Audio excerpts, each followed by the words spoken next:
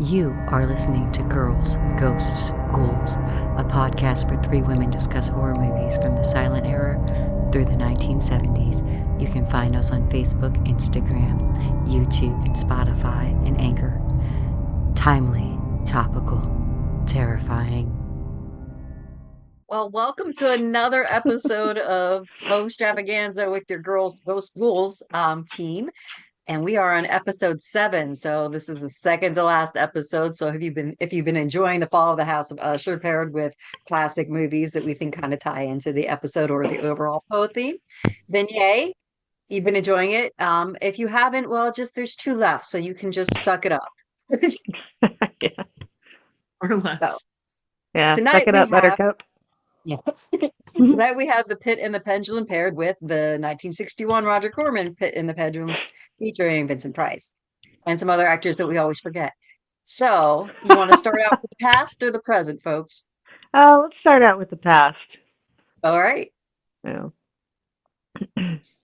So we got Roger Corman, so we know what we're looking at. If you watched Right. any Roger Corman Poe movie, you pretty much know the formula. And see, Chonk knows. And we're not mad about that. So I enjoyed it. I love Vincent's cheesiness. You know, it's the best.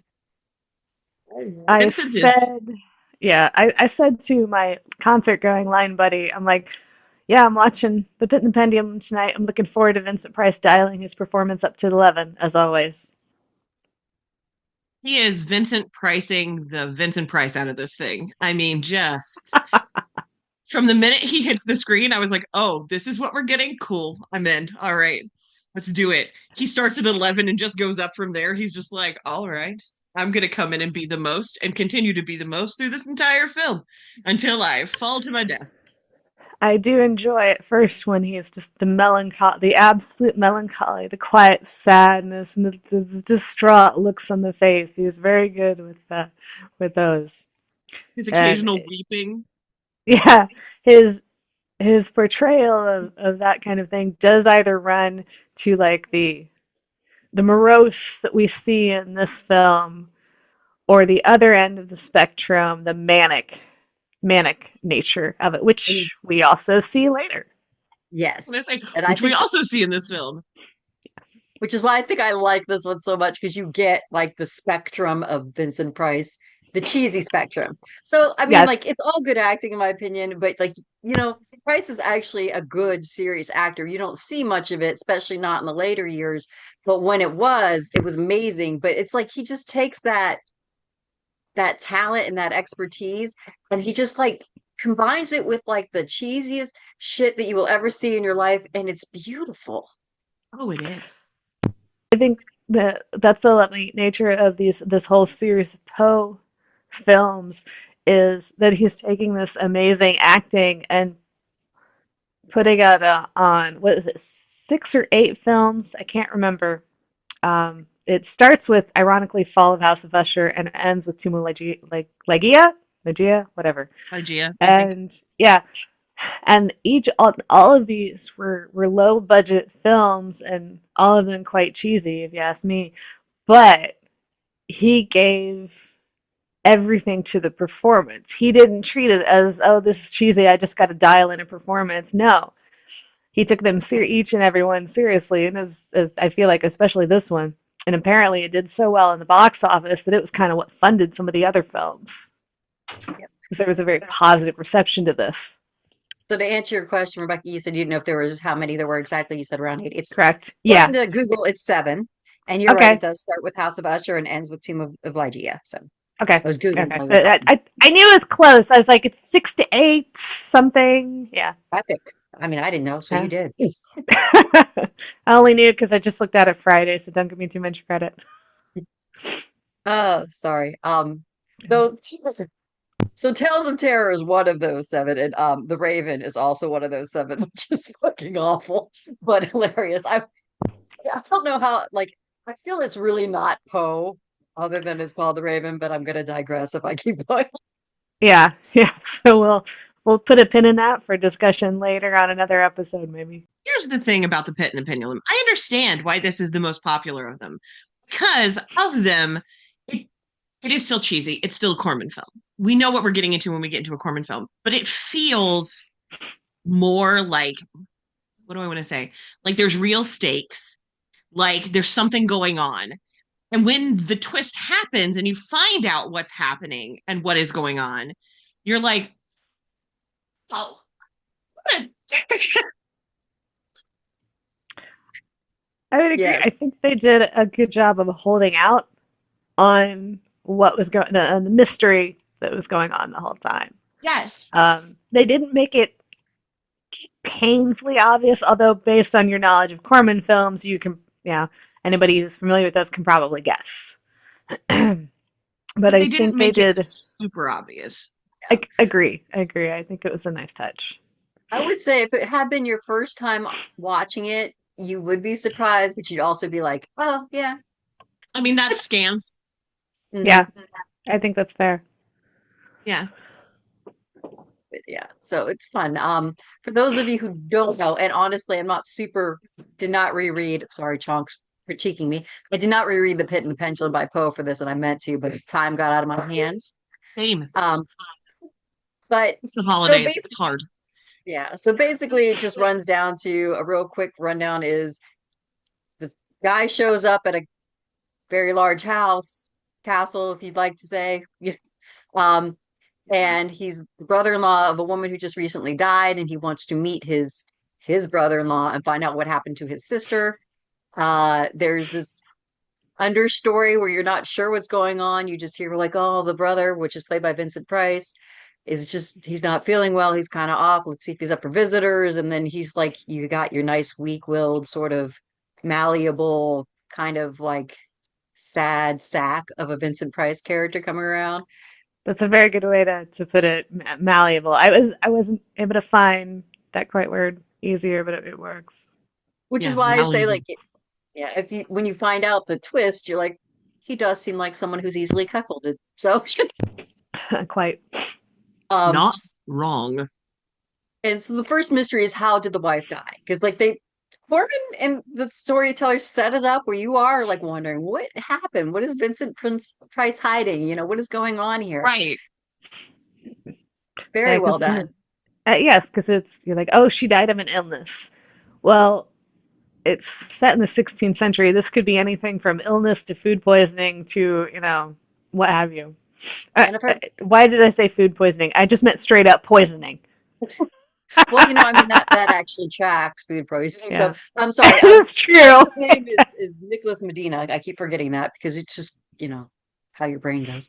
Um, well, I think they first say that it was a blood issue, and then it turns out that the doctor then says no, the official cause of death after prying and prodding and things going on, and there's obviously a secret, and the brother-in-law keeps pushing, and they admit that no, what she died of fright.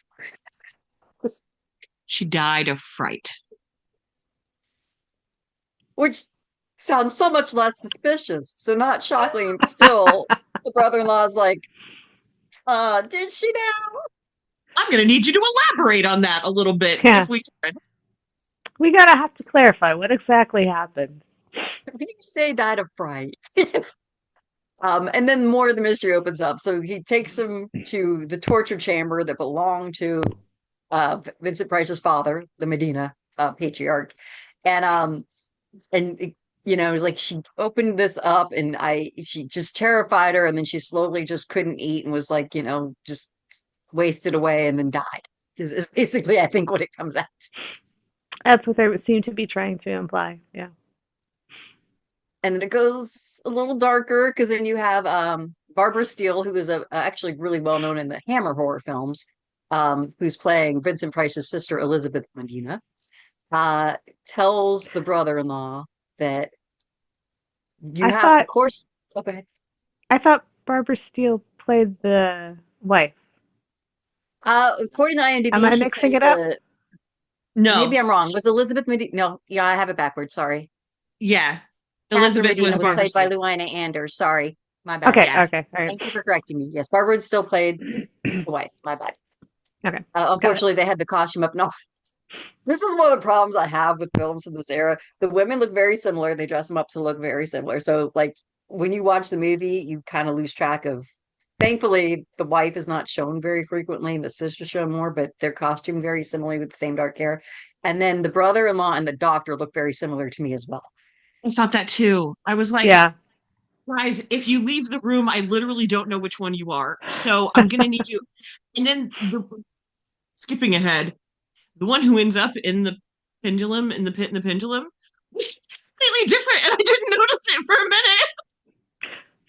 I agree. Yeah, I had to Same do thing. a Same thing. I had to wait a rewind to minute. figure out if it was the doctor or the brother-in-law. It was the Now, brother-in-law because it was her wonder. now the wife and the sister, once I looked up Barbara Steele's that acting background and that she had been in was it Black Mass or Black Sunday or Black Monday, something like that. There was another an Italian horror film that she had been in, and I recognized her from that. So I was able to be like, oh, that's so and so who's playing because she's in this film and Black she's Sunday. playing the wife Black here. Sunday, yeah. Okay, thank you. Yeah. Welcome. Oh, So she was also in that Eight was and a the Half. only yeah that was the only way I was able to track her a little bit, and I still had to do a double take because agree. For a second, I'm like, oh, what the hell's going on with the sister? Wait, no, that's the wife. Very confusing. But yeah, so it's the sister played by Luana Anders. Sorry, my bad from the original script. Thank you for catching me, Rebecca. Um, she tells the brother-in-law the story about how when Nicholas Medina, Vincent Price, was a child, he finally like got brave enough to look into the forbidden room where all the torture stuff ended up being, and it just happened to be the same day where his father was bringing his mother and his uncle because he found out that they were having an affair, and he watched his father torture his uncle and his mother to death, was what the sister believed happened. And if you, while this is all going on, you hear like spooky harpsichord being played, weird things happening in the dead wife's room, and weird whispering happening, scaring the staff that they think is the dead wife, and all this. And meanwhile, the brother-in-law is like, this guy is insane, or he's fucking with other people because he's trying to hide that he murdered my sisters, where his brain's going. And they said at that word's questionable. Could be. Yeah, you honestly think it Hmm. could be that Vincent Price murdered his sister and now is going just a little bit insane. I mean, it's a classic thought from a lot of the films, frankly, that he has been in. Yep. Because It, in some of those where I mentioned like that manic insanity, often was when he did something like, strangle the wife to death or some such thing. yep. Yep. And, it amps up and it ramps up. And then it comes out even more from the doctor now that it wasn't that he saw his mom tortured to death. And this is why he keeps freaking out about his wife, but he actually saw his dad bury his mother alive. So he has this fear That'll that he leave a mark. accidentally buried his wife alive because he saw or heard how his mom screamed and died, and apparently, nobody ever rescued her and he knew she was slowly dying in the woods. It's Which not is, funny, but I'm thinking, could you imagine growing up, like, months later and being like, knowing your mom is still like, what do you do as a kid, especially back in those days? It's not like you can really run to the cops, right? I was gonna Yeah. say you can't go to the police, so basically you just have to kind of live in the knowledge that your father murdered your mother and just left her in a wall somewhere. Well, Yep. that and knowing that she was before she even died, because she was buried alive. So the whole time you have to know your mom's slowly dying in that wall, and you're doing nothing. And what are you going to do? Because you're a kid. Hmm. Yep. It is Yeah. horrific. Oh And this yeah. being Yeah. like a powerful, wealthy family to boot, so it's not like you know. Right. So as it goes on, you eventually find out that they open the wife's casket to prove the doctor, to prove that she was not buried alive. And of course, you have this corpse that looks like it was trying to claw at its thing that is in there. So she was buried alive. But wait, she There's actually more. wasn't dead. And the whole thing was just to drive Nicholas Medina crazy because I guess, I don't know, they couldn't get a divorce. She wanted this money. I have no idea what the actual plan was in trying to drive him crazy because he still wasn't dead. So I'm not sure. But Perhaps to have him walled up. put Because pretty much away with the in, insane, they in would just charge of his fortune, lock him in a room in their house do and whatever and still have the money. yeah, I don't know. yeah, pretty much. I would have just driven him to suicide and then I don't know. But then To me, this is the thing, though. The whole plan is fucked, though, because you have the brother-in-law, well, you have the wife's brother, and then you have Vincent Price's sister there, and they both know this shit's going on. And so, whatever the plan was to do to Vincent, Elizabeth suddenly resurrecting from the dead should look awfully suspicious to fucking everybody. Take the money and run. Who knows? I guess I don't know. Like, that's why the whole end game seems a little Well, at one point there is a conversation between Elizabeth and the lover, so the doctor, where he says you couldn't have waited one more day because her brother was supposed to leave the next day. mm, So I think the plan was that they weren't actually going to have her revealed until after her brother was gone, so that the only witness was sister the sister, and the and he servants. could die of fright. I guess probably is what they were trying to do, is kind of kill him of fright, I think, because that's inevitably like what they think happened once everything hits Yeah. the fan. He collapses and they're like, he's dead. And of course he's not. Well, no, they know he's still awake, but he was like catatonic, so they knew that it didn't matter to them, that he was because she keeps mocking him after he's like just cowered and doing wonderful manic sort of like Vincent Price twitching. It was beautiful. Well done. Yeah. But yeah. But what they ended up doing is that yes, they did drive him over the edge, and either the spirit of his father or he just had multiple personalities after develop, childhood trauma. The father personality took over, and now he believes that the wife and the doctor are actually the his mother and his uncle because he thinks he's his father now, or I don't know, he's possessed by his father. Either way, it doesn't really matter. He loses his shit and then goes after the doctor and the wife. And first, beats the shit out of the wife, throws her in an Iron Maiden, chases down the doctor, and the doctor ends up trying to run away, but he falls into the pit, which is where we got confused because we weren't sure what the fuck happened there. I had to rewind that section a little bit to make sure what was going on. Which you're not sure. You just hear a scream at first, so you don't know exactly during this what happened at that point. You What find out happened, later. right? You just know there's this deathly looking scream, and then eventually the doctor's breaking down the door, and Vincent Price is still overshadowed by the persona of his dead father, and he's still seeing every male basically as his brother slash uncle Bartholomew, I believe it was. And Yes. so somehow he gets the best of the doctor of the brother again, sorry, and the brother-in-law, and straps him down to the Pendulum's island and starts the mechanism. Meanwhile, Elizabeth runs and finds a servant that had never shown up in the house prior to this that I'm aware of. And is like, to help. And they come out, and struggle ensues as they're trying to shut down the pendulum. And Nicholas falls slash Vincent Price falls to his death in the pit. They manage to save the doctor after he gets a little bit of a shave from the pendulum getting so It was the close. brother. It was the brother. Yeah, sorry, the brother. Thank you again. See, another proof of the fact that they were so easy to interchange. And then you get a flash to look down the pit, and that's where you see Vincent Price's body and the doctor's body. So that's how you figure out what actually happened to him. Yep. In the end, basically, at that point. Ooh, except it flashes to the Iron Maiden in her eyes because she's Yes. still alive and they've left the chamber and don't know she's there. Which and I spoke with Jenny and Betsy about this beforehand before we started recording, and all three of us were like,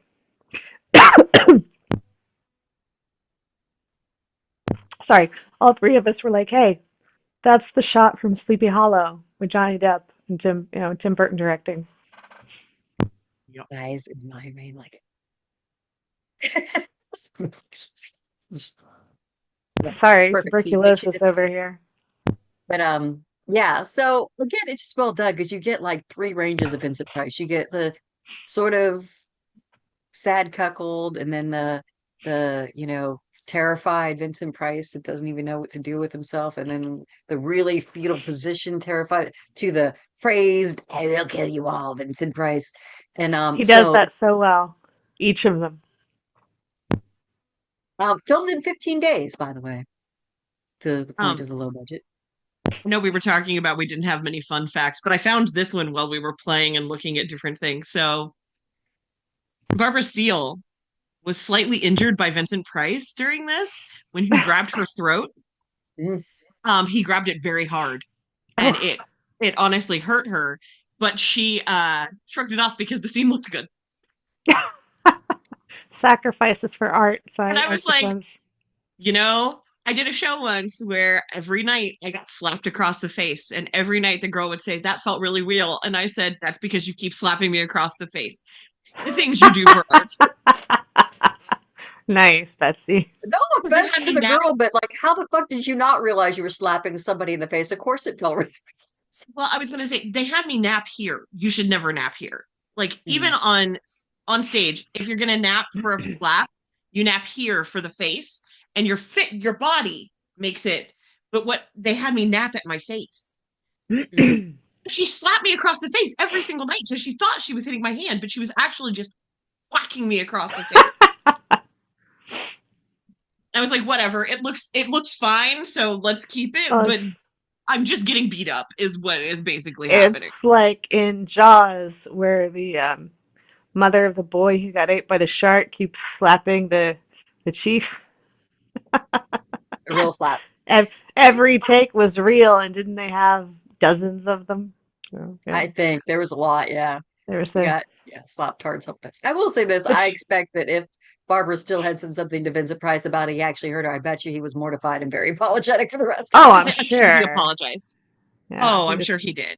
Yeah, But yeah, honestly though, it's a good film. It stands out. It's it fun. is. It is. I was excited when we were doing this one, Oh, me honestly. too. I was like, Yeah. I haven't seen this in a minute, and I'm really excited to watch it. And we knew that we were getting a good film. It wasn't one of these, well, it's got a good cast. Yeah, yeah, we knew it was going to be Yeah. fun. I will say, if you want like a really hilarious bad slapstick version of this, Elvira's Haunted Hills. It's I'm almost like, straight out from this. They throw in a little bit of House of Usher in there with the main character not being able to handle loud sounds and stuff like that. But Was that the it's second of her films? mhm, yes, Okay. filmed in Romania, really low budget. They Yeah. produced it, I think, themselves, is where they came up with the money and funded it. they Hmm. sure did. It's Yeah, horrible, but fucking hilarious. yeah, it is. And Richard O'Brien is in it from Rocky Horror. So yeah, low Oh, wow. budget comedy version of this, go for it because it is fabulous. It's ridiculous. It truly is. It's super But fun. yeah, yep. So yeah, if you want to go dark light, you can throw that in there and have a fun old mix. But I mean, there's not really a lot to say about it. I'm like the only flaws are like the two female and the two younger male characters very interchangeable. You will never have a problem with Vincent Price though. Like he is very distinct, so you won't Yeah. confuse his characters with anybody else, other than possibly other Vincent Price characters. Correct. I agree. I And agree. also, Yeah. Vincent Price was doing a hand necklace kiss before it was ever popular by media. Oh yeah. Gave her that big old kiss holding onto her neck. I was like, oh, Vincent. Well, now, how a cat? How much of a cat you are? But yeah, and we won't have any more. Yeah, Corman recently died, did he not? It was just this year, wasn't it? Yeah. Mhm. Correct. Yeah. Sad. Sad loss. And as you know, we lost Vincent Price, and I think it was 92 or 93. I want to Um, say 93. I know that. Shit. Was it Edward yeah, Scissorhands' Edward last Scissorhands was his last film appearance on film? appearance. Okay. Yeah, so still miss that guy. I'm like, oh my God, this would be perfect for Vincent Price. Probably at least once a week there'll be something, you know? Oh, I know. So many films. Oh, yeah. I mean, still, I'll see somebody playing a character and I'm like, Vincent Price could have done it. Mhm. Doctor Strange. I mean, no offense to Benedict Cumberbatch. You know, he lovely actor, does great for a bit. Like when you see Hmm. Doctor Strange, you just think Vincent Price, which you're meant to do because he's kind Oh, of He's kind of designed. based on Vincent Price. Yeah. yeah. He But would have been perfect for it. so Price, you're still missed, sir. Absolutely. Definitely. All right.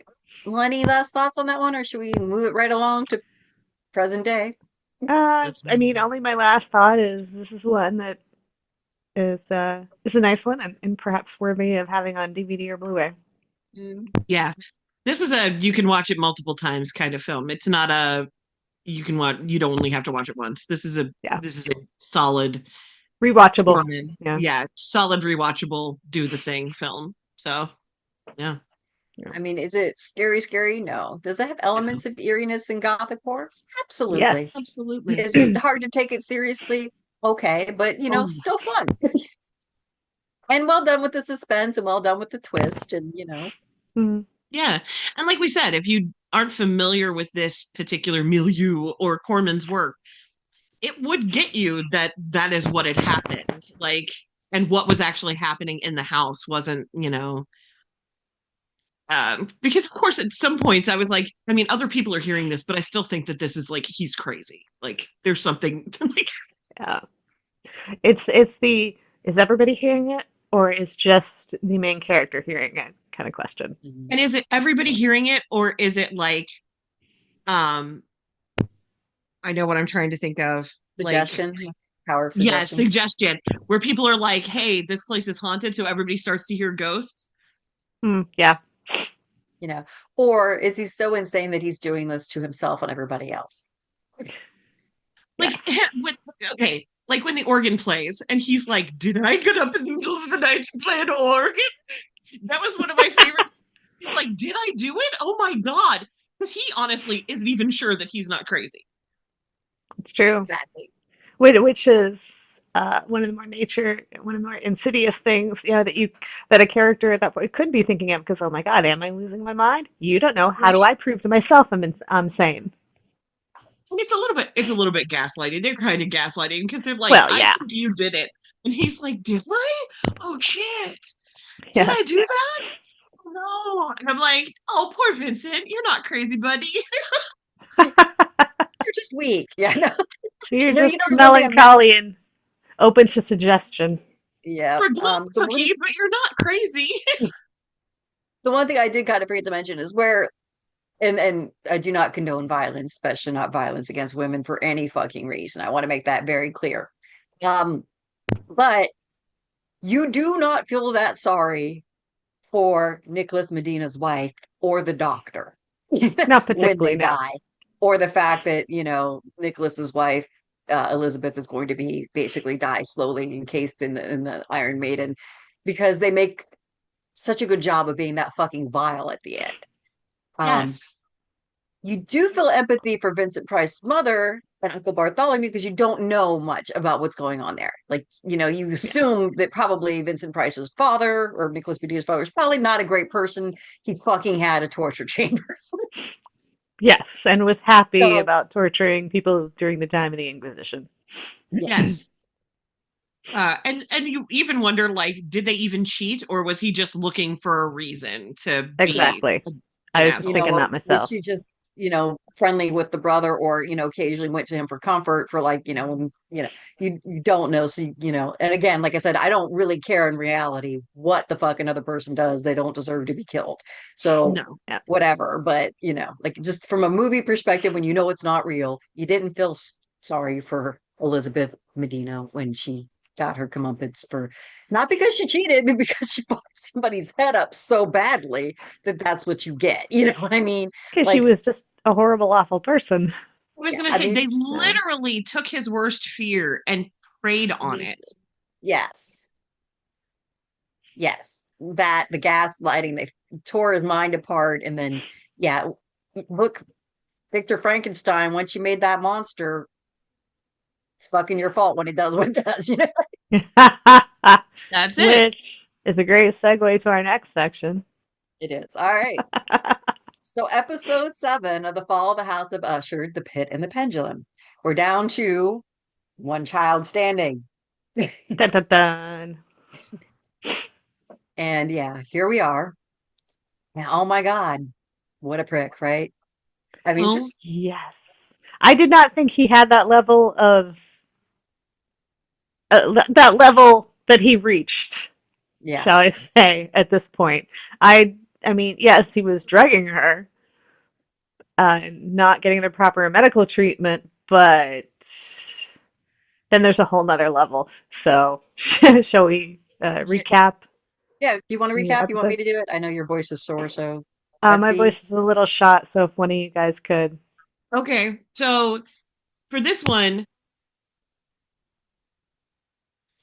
of course, we start with them kind of having a big fight again, Madeline and uh, Roderick and Pym, because Tamsin died and everybody was there. Like there were people outside the house and nobody did anything. And um, then you hear that Madeline and Pym are going behind Roderick's back to undermine Frederick and get her primary control of the company because Frederick is no way Frederick and ready. Roderick at the And same time. Roderick. Yeah, Yeah. but neither of them are suitable, and we Yeah. can And all see so that. Madeline wants to be in charge. She also wants to switch them from doing medicate or medicine and the pills and stuff and switch to IT. Yeah, Um, pharmaceutical to tech. So yes, to tech instead, which she's like, the board will be on board with because the pharmaceuticals are getting us in trouble. So if we switch up, perfect. So then we switch to Frederick, and Frederick is so hopped up on cocaine that he is barely a human anymore. And he goes into his wife's room and he has plastered his wife's room with photos of them from when they got married and like made a collage of His pictures own of the face. two of them. His yeah, own face, photos her that face sometimes seem to focus in on the smile. on her mouth. And then he gives this monologue where he's like, the first thing that I saw about you was your smile. It drew me in. It ruined me, like whatever, you know. And so then he drugs her like he does, because he's been doing that for a bit, using that medication, whatever it was, the nightshade derivative Nightshade, that makes it, paralytic, yeah. yes, Yep. that makes it so that you're paralyzed but awake. And he gives her the nightshade paralytic, and then it focuses kind of away. And then when you come back, it is obvious that he has pulled every single one of her teeth. Oh, yeah, yeah. That was. Uh, while it didn't trigger my dental phobia problems, it was Harsh. definitely you're It was sitting a lot. watching that with like that. Well, And here's a. Oh, go ahead. I was going to say, and in the midst of all this, he's also gotten a call from Roderick saying that that building where his wife was injured and his brother died has to come down now because they don't want anybody to investigate it, because if they investigate it, then they'll find more things to hold over them, basically. So it needs to come down. It cannot be up anymore. Your brother's blood is there. Take it down. So, in the midst of him doing all this, he's also negotiating to have this building taken down. And he's so cracked out that he's like, or coked out that he's like, I will, do this and that, and I will hurt you and whatever. He's being like his dad more than he's ever been because he's so coked out. Yeah, he's threatening So to rip the guy's teeth out with pliers. after he ripped off his wife's teeth. But yeah, Yes. but here's what's interesting. So first he as we know, he's been giving her this nightshade and paralyzing her. And they never show or say what he's doing when he paralyzes her. But you know at True. this point that he's been abusing her somehow. And you also can see the neglect. You see the filth coming through her bandages, which clearly have not been changed because no medical person has been coming in since, he moved her to the house. And her face when he paralyzes her again, you could, and she's begging him not to, so she knows something bad's happening because something bad has been happening. So, I like how Yeah. they did it. They leave it to your imagination Mhm. to figure out however he's been abusing her. And the first time in this episode where he hits her with a paralytic, he actually goes out to meet his dad, and his dad does that whole line with you're the heir apparent basically, and you need to step up and you need to be standing there, and I need you to have my back when the board calls you, because at this point Roderick thinks he's holding on to the reins and that Freddie's going to be the swing vote that keeps him in place, and he's going to blackmail the rest of the board. Meanwhile, while Roderick's basically saying, you will do this, not plea, not I love you, not get ready to be there to step up when I need you, but basically you will vote the way I said, you will stand behind me, and you will get this fucking building down. And right now you're being inept, and if you don't at least get this building down, that I will know that you're inept and you can't do fuck shit or Yep. anything. So he's not feeling great about his conversation with his dad. And what I love when he's on the phone, I think this is right Yes, before he starts correct. pulling Right out her after. teeth. Yeah. No, this is right before I Or think what I'm thinking of is when somebody okay. from the board calls him. I'm assuming it's the board, and he says, "Oh, yeah, I'm the one for you. I'm the usher ascending." So you can Ah, tell he's yes. not following his dad. He's decided instead that he's going to put himself forth as that, and the board wants him because they know he's malleable.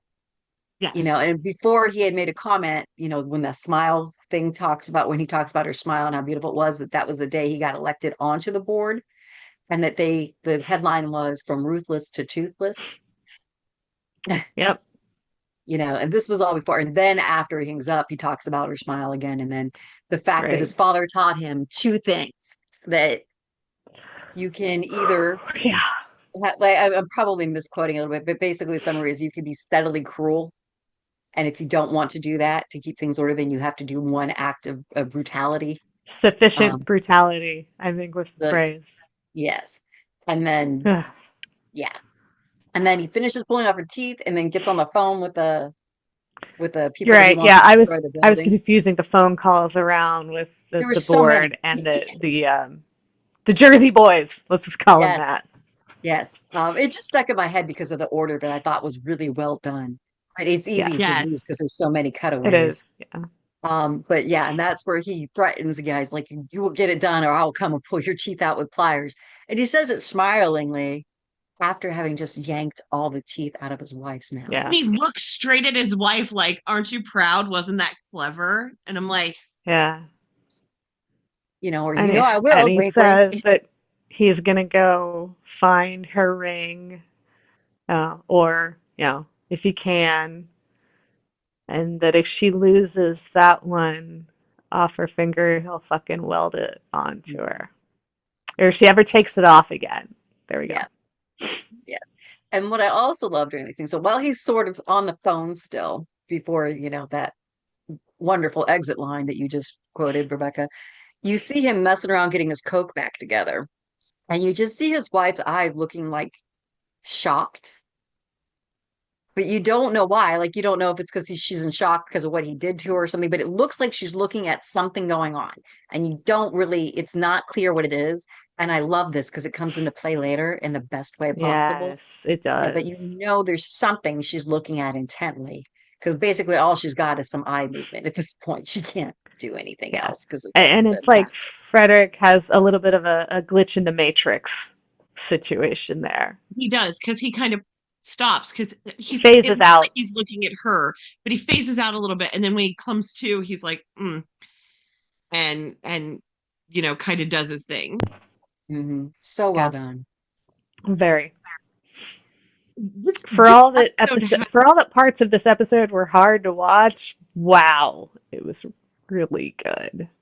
had, I know we're in like this is almost the end, so we're starting to really put together some of these like, oh, okay. Yeah. Hmm. There were so many such good like meaty conversations and things happening in this one. The conversation between Verna and Madeline. Oh God, yeah. Yes, because Madeline goes to the house to talk to Verna to try to turn the situation around, They negotiate the contract. which we don't find out what the contract is until the next episode, mind you. Right. Right. But what you do love is that, in my opinion, I do believe that there's respect from Verna in regard to Madeline and vice Yes. versa. Yeah. Oh, yes. And I love Absolutely. that because I don't think she has it for the rest of them, but she No, has it for Madeline to some degree, which I makes you agree. sad because I don't think that Verna ever reveals what Madeline would have been had she not taken the route that she did. She And doesn't. almost everybody else she does, but not for Madeline, which makes you Mhm. wonder. I mean, like she says she can see all three. She can see the past, the present, and the what could have been all standing next to each other. And she Mhm. says it breaks her heart, but she never tells you what Madeline could have been. Agree. I would have loved to have known. Mm-hmm. Which makes I me mean, wonder because Madeline was a pretty big go-getter. You kind mhm. of wonder if Madeline would have ended up there anyway. but something better, like maybe if Right. Yeah. instead of just being this ruthless, fuck it Would all, she I'm have going to be been in charge. Would Something she have innovated beneficial. healthcare? Would she have Yeah. innovated, like, elevated women to a whole new level? Would she have been the first fucking president? You don't know, right? Yeah. female president, not the first president, but like of the United We States. know What? what you meant. But yeah, I mean, but what does she say to her? I like that what she sees in Madeline is that she was just a series of masks, A hiding series and of impeccable masks circle orbiting sheltering around a stunted heart, yes, that's what it was. something along And those lines. it infuriates Madeline, and she just snaps Verna's head. And then, of course, she didn't kill Verna because Verna's a fucking demon, for lack of a better word. For all we know, Yeah, it's not. she At is some least, kind of supernatural being that likes to make yes. deals. We'll just go with that. See, Or put it based like on that. that, I'm like some kind of trickster deity. Wait, well, Raven, trickster. There There you you go. go, to Raven. Because that's very much a hallmark of be careful what you ask for, Hmm. because you're gonna get it. Who predates So humanity. yes, But yeah, and then of course, once Madeline realized that what she killed did not actually die, they both apologized to each other. I love that because first I Verna says, know. I'm sorry that was cruel. There are things you don't really need to face in life. You have plenty of time after to do it. And I and liked that Madeline, line. Plenty of I time like that after. too. Yeah, And of course, Madeline's like, I'm sorry. I'm gonna sit down now. I it's just. will say this about me, and I'm kind of mad at myself. I keep trying to listen to the poem that Verna recites that's supposed to give her clarity, and I Mhm. hear it, but I don't. You know what I mean? Like when you have sometimes something talks to you, it just fades. So I I can't really think. get the message in it. I think it's better I to need to look read it it. up. It's yeah. I work better with on that kind of Reading. thing with the words on a page as well. It's easier to take in because it's so long. Yeah. The Well, best not I long, but kind you of know what I sort of heard mean. from it was like we're our own self-destruction, but because of the choices we make was kind of what I was Yeah. getting out of it. But I again kept losing focus just with the cadence of her voice because I agree with her. Words can be music, and it kind of was just translating to a pretty sound in my head. Yeah. We do get revealed that Roderick would have been a poet, a broke one, so we know what he would have been. Yeah. Um, we also get, which I really loved, the pretty much the culmination of the backstory of Roderick and Augie. Yes. Um, that gets Yeah. completed there, and the fullness. Oh my God, that actor's face, the young Augustine Duhame, his face when Roderick That betrays him, yes, that was like when that moment happened, I even was sitting there on the couch. I was like, "Oh," because I the didn't shock, quite see it like that happening like that. Um, so, you know, yeah, the shock, the anger. It was just, oh God, so well done. yeah, and there's that moment where like everything inside you stops as you're hearing the words come out of the other person's mouth. And you're Hmm. like, "Is this real? Is this real? What am I This hearing? I don't actually happened. understand." And then you begin to understand, and then the emotions hit. So Hmm. I liken it. There was one time when I read something in my life that somebody I had formerly cared about had written, and I never understood the phrase, and it was those same things: disbelief, is this real? Is this real? Then white hot rage like I had never experienced before and didn't understand until that moment. So you can imagine what was going through the young Augie at that time, and like full points too for the actor, and like managing to portray it so well. So Yeah, well done. That's an excellent yeah. actor. I forget his name again, but he's been in I other didn't look stuff. it up. Yeah. He's amazing. Um, but oh, whew, so good. And then there's that scene between Madeline and Annabelle Lee.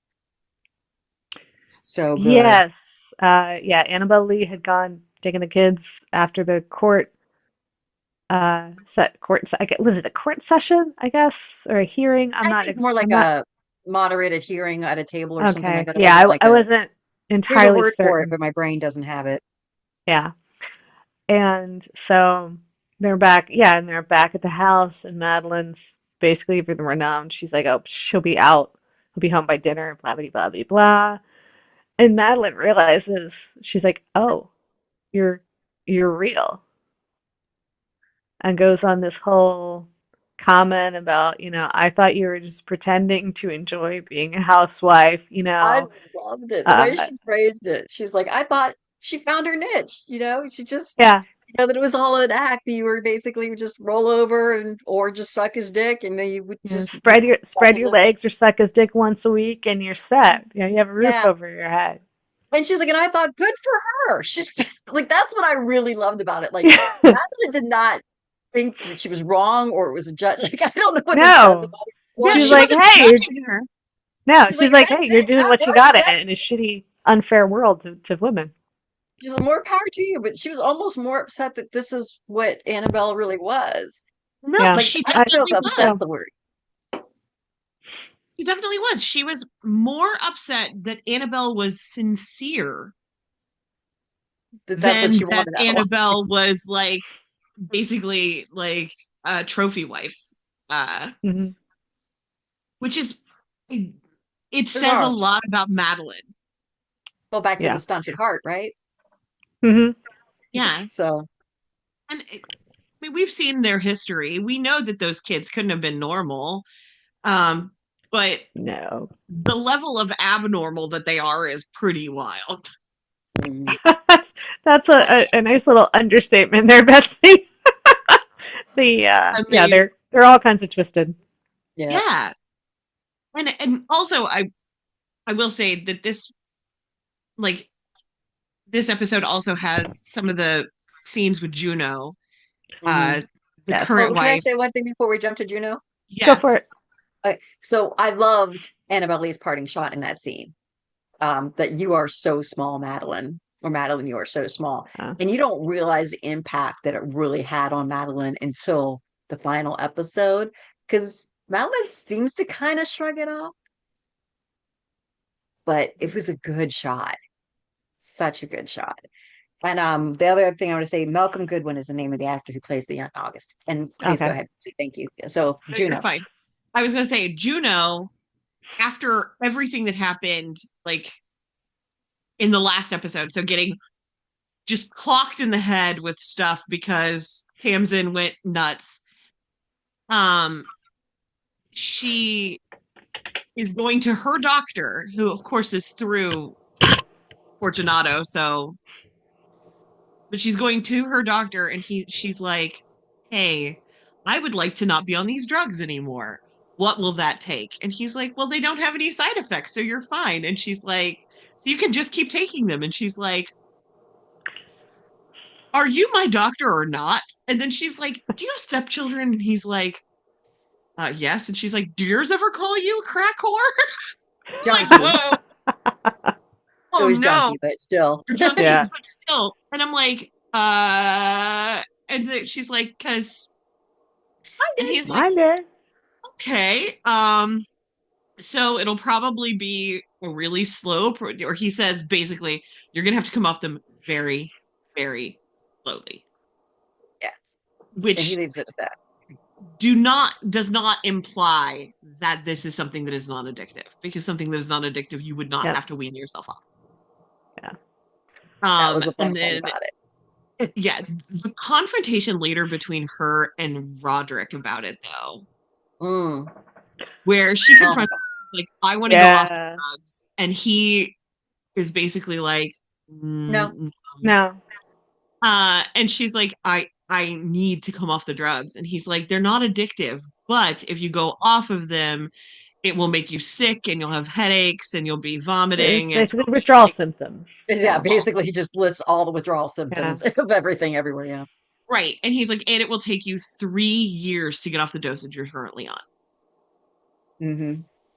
And she says something, and he compares her to Frankenstein's monster. Yep. She It's calls like, him no, a no, no. monster, and he Yeah, she says, calls him a "No, monster, I'm and he Victor goes, "No, I'm Frankenstein." Frankenstein, and you're the Yep. monster." Monster.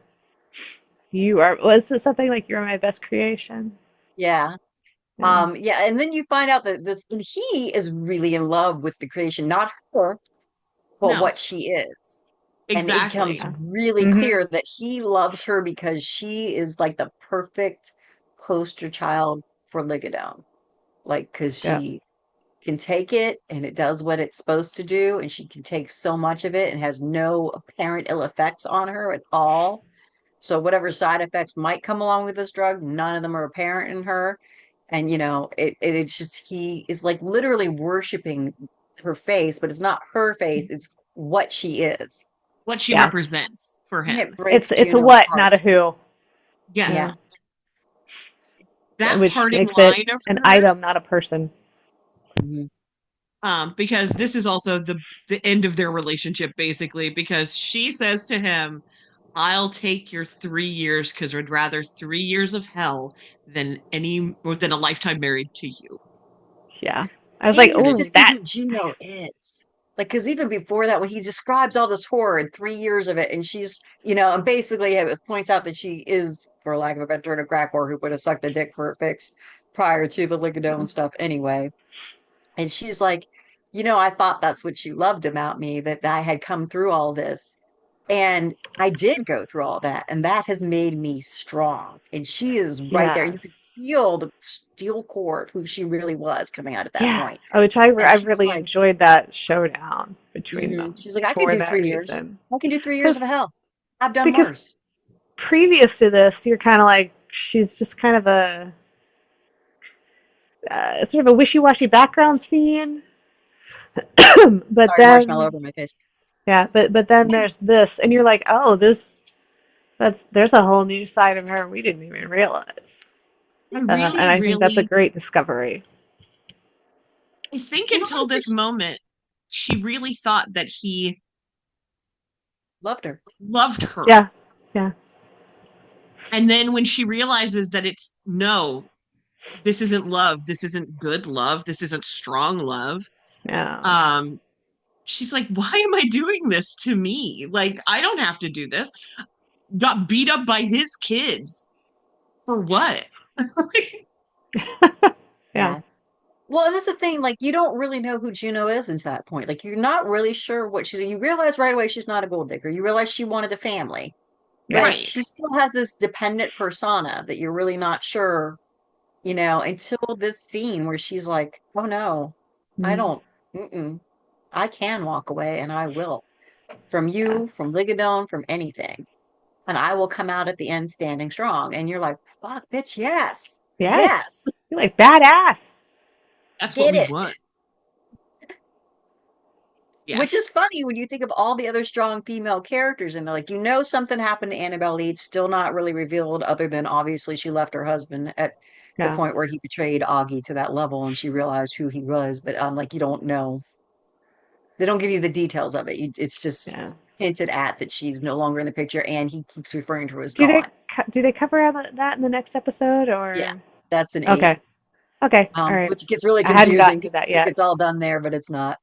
Okay. Um, So yeah, I think they just leave it at that she's gone. And the fact Mm, that Augie had admired her a lot, and that was the only, well, it wasn't the only reason, it was a big contributing factor to why he trusted Roderick so much. And also, I think why that betrayal hit so hard, because he had so thoroughly believed in Annabelle that it filtered over to Roderick, and he trusted Roderick yeah. wholeheartedly. So that betrayal really was out of nowhere for him, Hmm. and I still find that amazing. And also, you get another dose of how much Roderick loves Lenore. Because I believe it is, and somebody correct me, I do believe it is in this episode where Augie says there is one good usher, and that was Annabelle Lee. And he says, wrong. There is Correct. also my granddaughter, Lenore.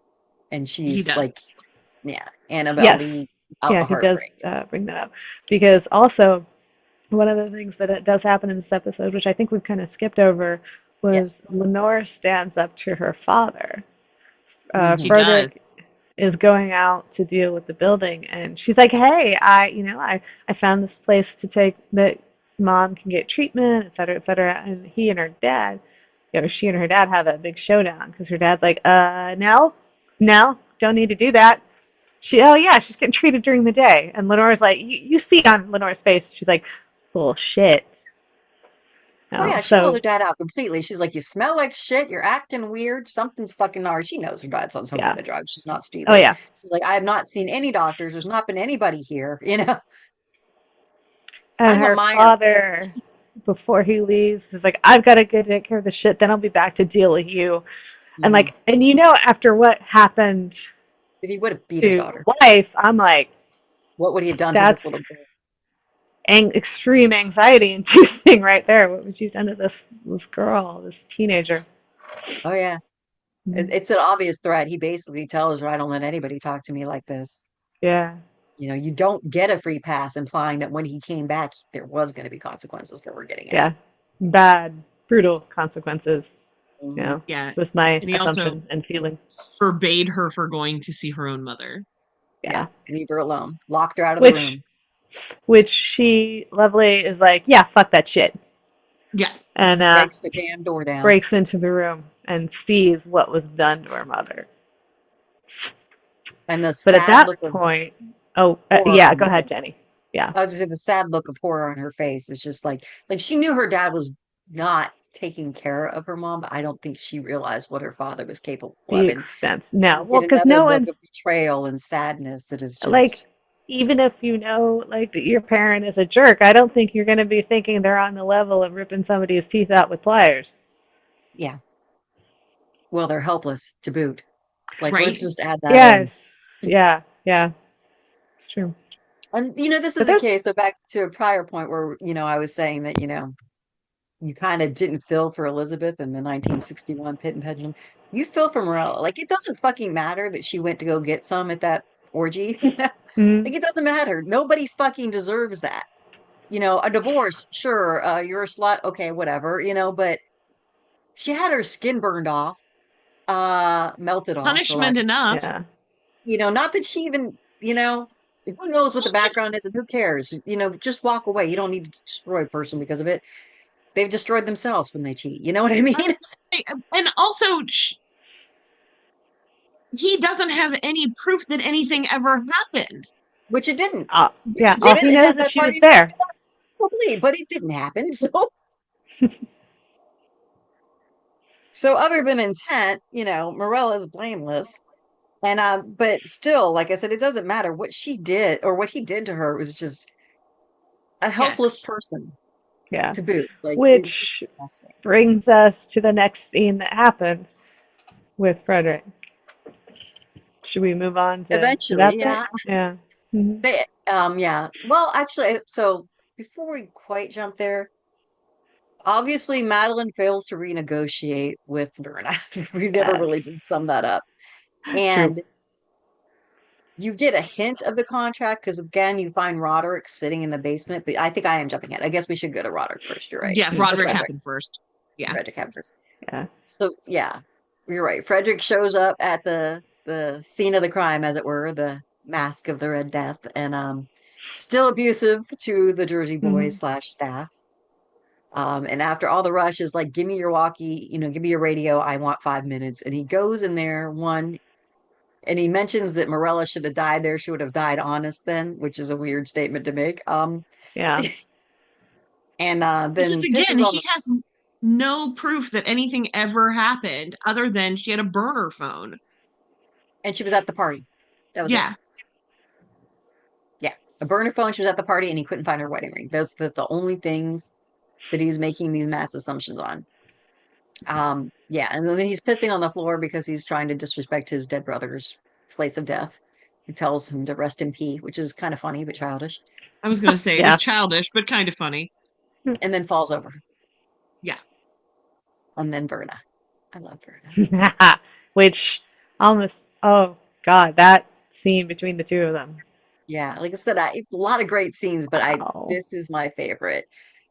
And you get a flash. So like she talks about how she rarely directly intervenes, but he earned Mhm. it. But And you had to go and use the we get that at the end. pliers.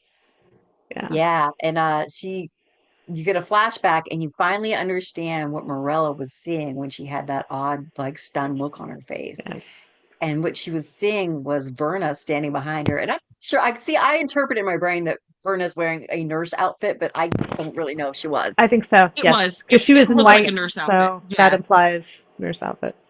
And and she's just going more, more, and with and the light. And meanwhile, you see that Frederick is scooping the nightshade and putting it in the Coke bag, just mindlessly. And that's what that weird disassociated pause was. That was what that like surprised look on Morella's face was. And that's why now Frederick is lying on the floor with his dick out, motionless. Um, and you love it. And she's even mocking him, like, "Oh, Yep. that's just sad. You want to put that away? Okay, Okay. well, Oh, okay. All right. yes, you can't. Ha ha." And then goes on to explain that in his other life, had this deal not been made, basically, Frederick would have been a dentist. And she's like, "I think that makes it even more disgusting, though kind of funny." That makes it what you did even worse. Yeah. Yes. And yeah, and then she lays down next to him as the building is being well, she picks up the radio, mimics his voice, and tells him to bring down the building and that he's clear. And then, of course, the ball starts swinging and the building starts coming in. And I love how she's like, you should take a moment and appreciate the fact that nobody gets to see this. And you get to, from this perspective, nobody gets to see a building Yeah. come down on top of them like And how she moves his face so he's looking up. so he can see when the pendulum starts happening from Yes. the construction. And Yeah, because so you see like some massive piece falling down and it gets caught by something else and then it's swinging back and forth. And the sound, they did a great job on the sound engineering for that, I think.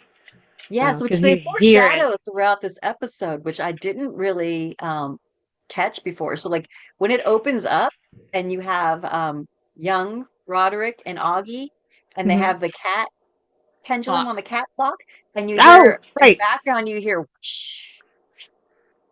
I'm gonna have to go back to the beginning of that and double check that Yeah. again. Because yeah, I I think don't until you mention it now, I kind of missed it. I caught it this time. I didn't catch it the first time I watched it, but I caught think it this time. I was like, this is the first time I caught it oh, too. Okay. I was like, Yeah. oh, good. And then, the pendulum clock in the falling down old Usher house, their childhood home, that was fun too. I Hmm. was like, oh, okay, yeah. Ah, Um, nice. but yeah, and then she just lays down next to him and she's like, there's so many ways I could have done this. A heart attack while driving, the coke queued that up really nice. You could get hit by a bus. And she's like, but then Yeah. you had to go and bring her home, is what Yes. she says. And Hmm. then and they're watching the pendulum get closer and closer. And she's like, and then she goes, you were done wrong. All you wanted was your father's love. That's all you needed. And then she gets up and she goes, but still, that's no fucking excuse. I liked that. I liked that. And that's why it's my favorite fucking scene. it's such a good scene Yeah. because It it's very impactful. No pun intended.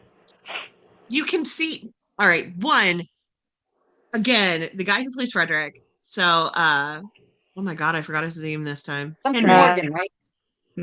hmm. Henry.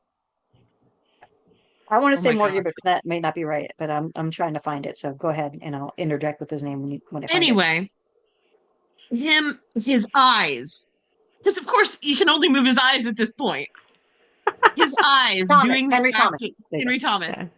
His eyes doing the acting in this moment, where you can also see him like kind of waking up, like realizing what he did, like really what he did, like, and kind of seeing and realizing, like, oh, I did this. This isn't like, oh, my dad or whoever. There's no one to blame but me for what's happening to me right now. And I just have to lay in it and accept it. And I thought it, Mm. again, he's such a good actor playing this role. Like this whole time, I hated him so much. So I'm like, oh, you're doing a great job because I hate you. Yeah. I hate you And also entirely. like You're Good about job. to get cut in half. yeah. And also like full credit for doing a scene acting with only his eyes. Because how hard is that? You got to keep the rest of your face not moving. You know? Absolutely. And he couldn't move his body at all. And even if you're acting, knowing something is coming at you like that and not flinching at all is miraculous. Yes. Mhm. Well, and also, so the woman who played Morella Usher, Crystal Ballant, you got to give her the same She's props brilliant because too. Yeah, Yeah, she's that's true. brilliant too because some of the positions that her body was in, when she would freeze too. They were dynamic positions. Like the one, her hand was like kind of out, which means she had to hold that position like that for a really long time. They were shooting the scenes and then go back into that position. So Hmm. good on you, girl, because I I, couldn't have I'm done it. thinking it from a costuming aspect. God, how much time did she spend in makeup, getting God, with wrapped all up those in bandages? bandages. Yeah. So Well, and much. also we got to call back again to the Iron Maiden and just the eyes showing, right? Because Yeah. even though she's not in an Iron Maiden, she's wrapped up and basically mummified, for lack of a better. And all you Yeah, really she's see is her still, eyes. I mean, you get her mouth too, but it's really the eyes that are focused on uh, again. So, yeah, she's still imprisoned. So, mhm. what's that, the phrase, the eyes are the windows to the soul? Yep.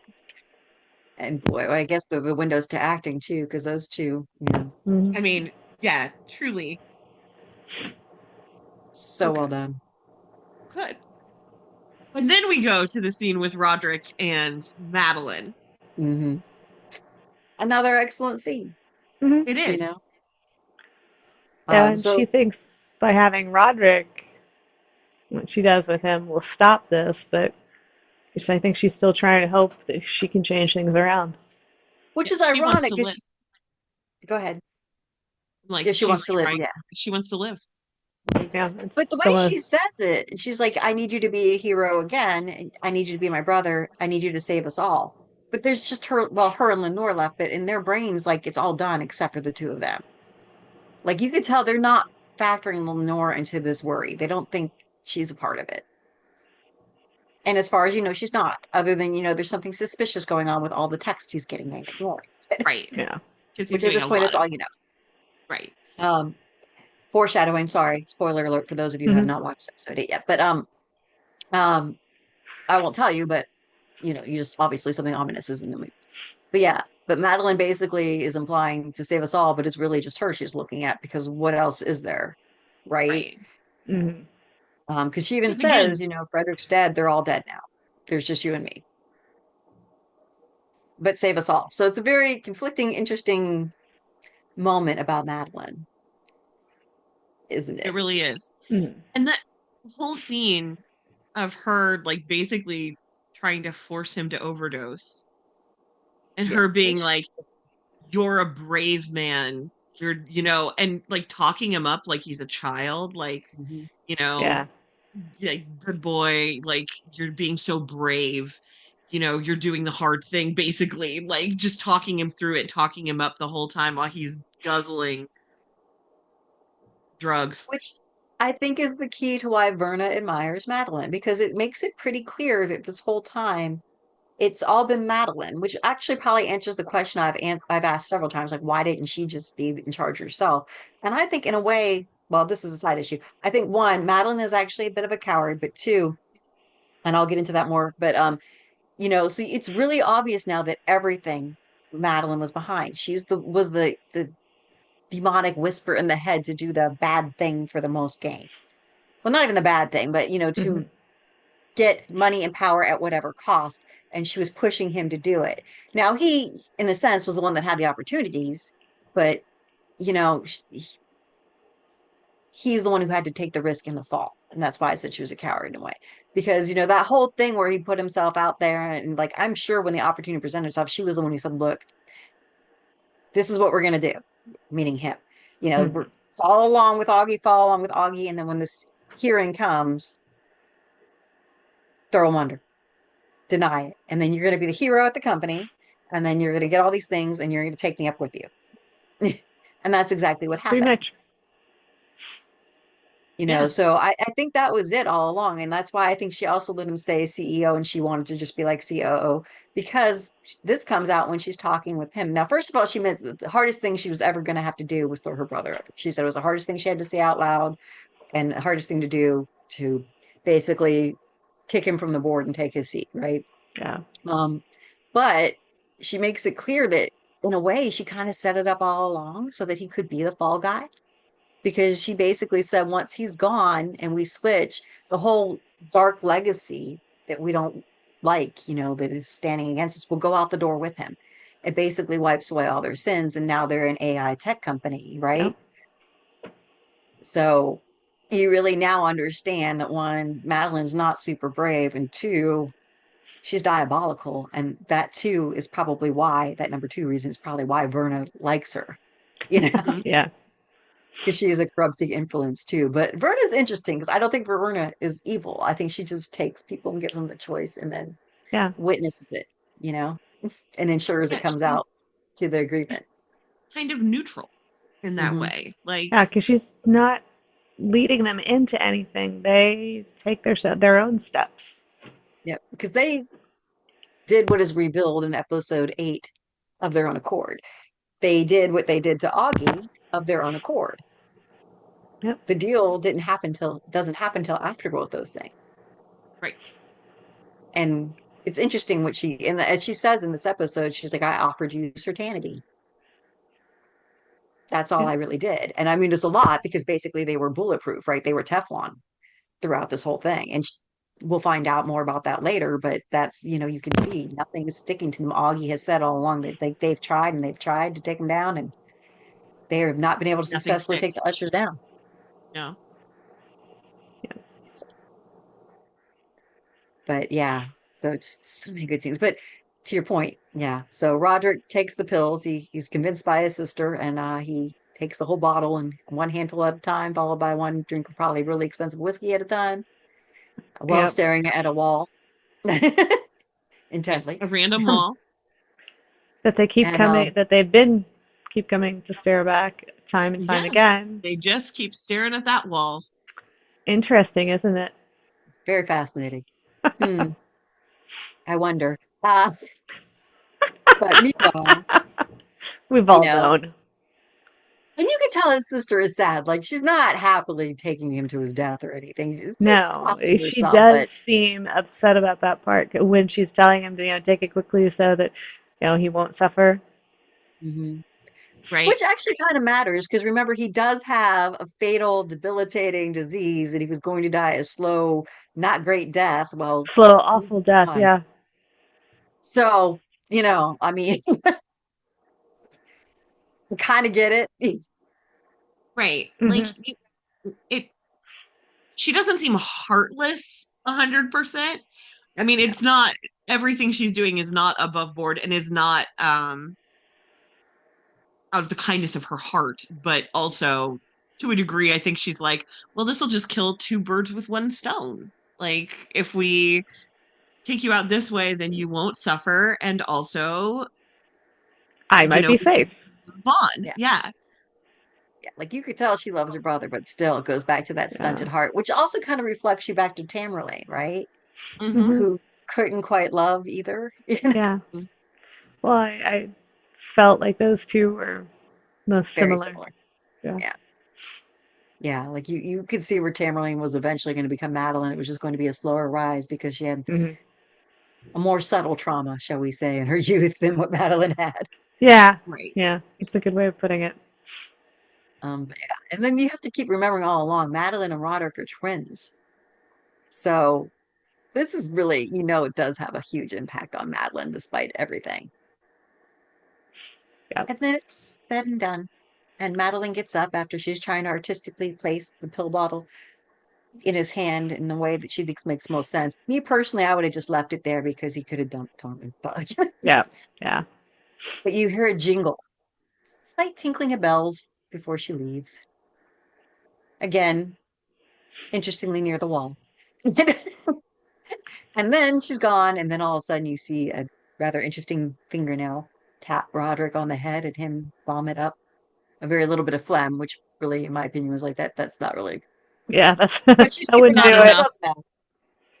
And Roderick is clearly not dead. And I think that's basically where they leave us, right? It is. It is. Oh, there's the scene with Lenore and Pym. Oh, no, no, no, that's 8. Is it on 8? Oh, It's 8. yes. Yeah, it is. Because the last bit of Lenore in this episode is you see her sitting in the room with her mother and you hear sirens and you see like the flashing of Yes, police lights coming through the she window. does call the police, but we don't Yeah. get to the big reaction yet. But she does Yeah. call the police to Yeah. have them come and save her mom. Basically, she Yeah. does the Yeah. right thing. One of my favorite scenes from that. There's so many. I next Yes. episode's even more. Oh, so I was good going to scenes. say this episode is amazing because it's starting that wrap up, but the next Mhm. one just brings it all home. I've watched about half of the next one at this point. I had to stop because I was starting to bleed episodes 7 and 8. And I wanted to be clear what was 7 and what was 8 for Yeah. this Obviously, so am recording. I because I started Yeah, watching it too, and I was like, Betsy, you got to turn this thing off because you're not going to remember which was which episode. yeah. I had that problem. That's I why I literally had to rewatched it watch today. 7 today to make sure I didn't get them too looped together. Yeah. Yeah. I didn't want to necessarily give anything away, even though the series has been out for some time, and so in a way, I don't feel like it's a spoiler, but in a way, for our purposes, I think it is. Oh, Right. All I know is that this series is just, I know we say it every week, but it's just such a damn good series. it was very well done, and I think that's because it was designed with a beginning, middle, and end. You know, Yes. Yeah. when shows are designed like that, and when they stick to it, the storytelling is tight, it's great, and you see, good And things come of it. it's a solid 8 episode arc, knowing Yeah. what each episode is going to be, how much they're going to reveal in each episode, so that when you get to the end, it's satisfactory and you feel like you came through something. Yes.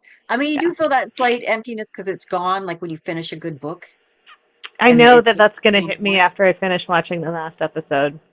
But you don't feel that. But what fucking happens to this, or what happens to so and so? None of that happens to you. You No. know, like True. it's such a solid complete when they do end it that you don't feel like there's something that was missed. Yeah. Although I, I I would think they watch did a good job. a full show of just Verna doing things. So Oh yeah, if if they were to anybody do wants any to kind of create it, spin-off, or if they want to Ugh. make a spin-off that it's like a prequel with Pym's adventures on that worldwide boat trip or whatever it was, Yeah. excursion that he went on, that might be a fun limited series too. That could be an Uh, interesting one. Verna fucking with, well, not fucking with humanity, but making her deals and just a random series would also be great too. And you wouldn't even have to limit Hmm. that one. You could just make, I don't know, a couple movies of it or I was gonna something. say a Yeah. couple little interstitials of Verna. Just I'll take it. I don't care. Yeah. It's just such a good character. She's such a good character because, like I It said, was. it could be an evil character, but the way that they portray her, She's not. one, the way that She's not. Carla Gugino portrays her, but then also the way that she's written, she's a very neutral character. She's not good or bad. She is.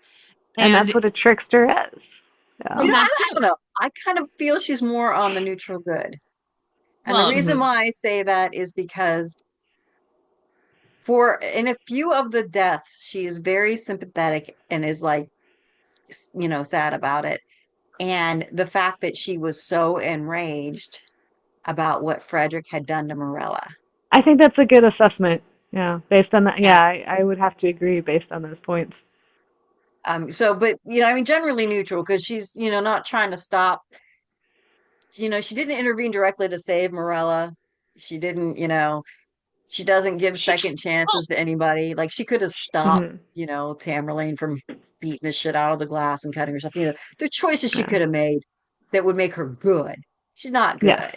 but neutral good for sure. yeah, She she's good leanings, good a Hmm. moral leaning. compass of some sort. I don't know. Yeah. It's Yeah, a because she does in the Things that scene are. in the Mask of the Yeah. Red Death, she does tell Morella to leave.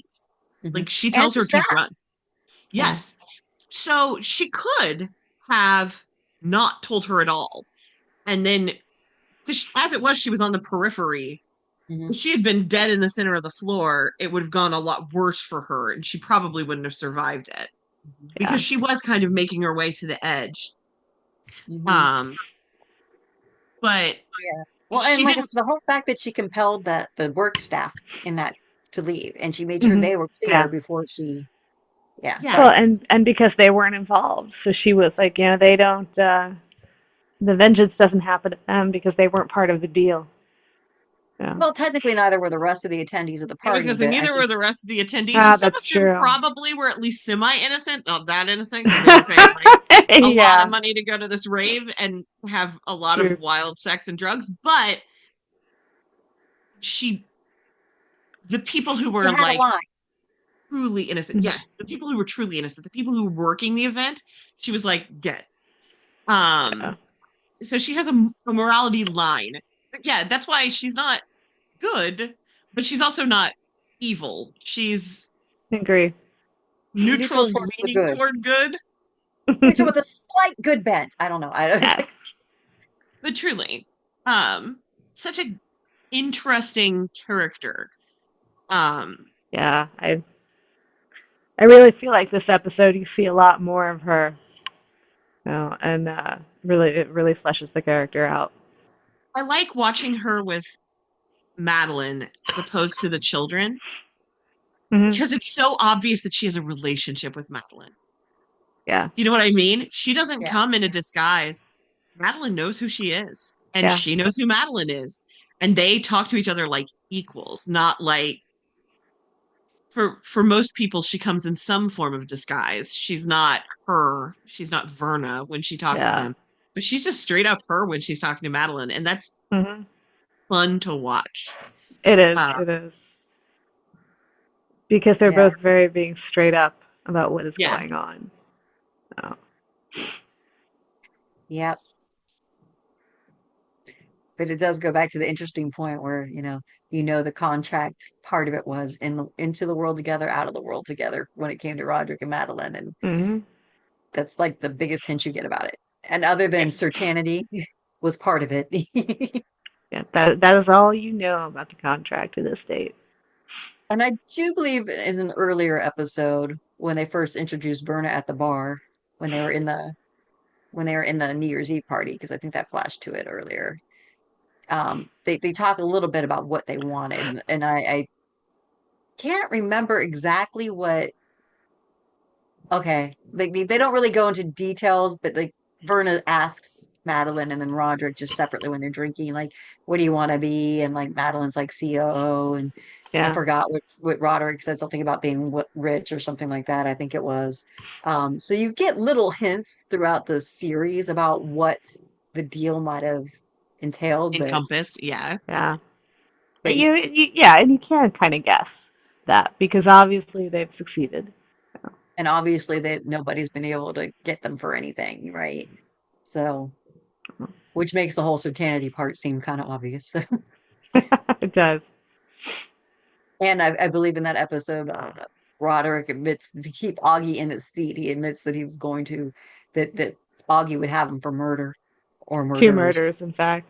Yeah, so you know that again that they were able to get away with murder. Hmm. Hmm. Yep. Oh, apparently. Hmm.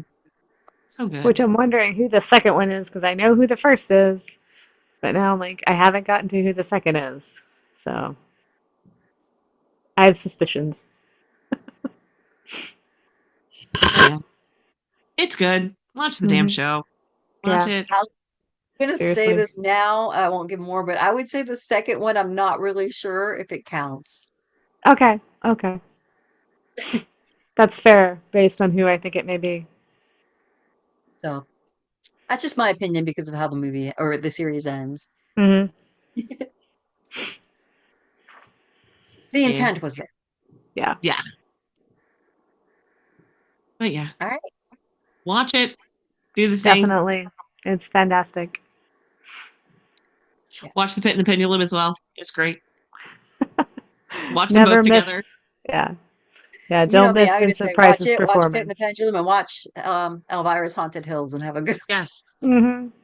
Just make I your or told you. day. maybe even Tim Burton's Legend of Sleepy Hollow, so you can get the little The touches that show up there as little well. touches that Hmm. show up in that one. Yeah. Yeah.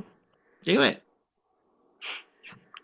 And thanks again. And Yeah. we'll be back Thanks for tuning probably in. in another month, Hmm. possibly with a final episode of The Fall of the House of Usher. Maybe not. We'll see. Who knows? Yep. Bye. You have been listening to the Girls Go Schools podcast. You can follow us on Facebook or Instagram at Girls Go Schools podcast, on Twitter at Girls Ghost Pod. Like and subscribe to our YouTube channel, Girls Go Schools podcast, and find our podcast on your favorite podcatcher.